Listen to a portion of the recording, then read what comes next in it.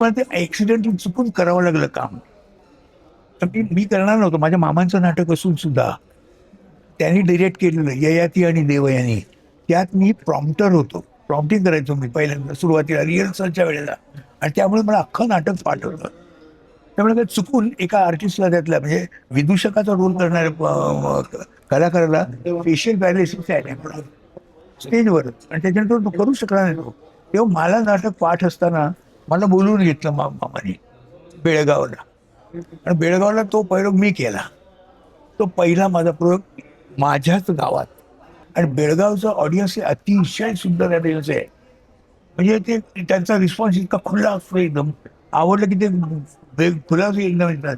तिकडे माझं पहिलं झालं आणि पहिलाच तो मला जो रिस्पॉन्स मिळाला तिकडे तो मला इतका उत्साह देणारा होता की म्हटलं नाही आता आपलं क्षेत्र हेच. पढ़ते रहिए fight against criminal daily newspaper.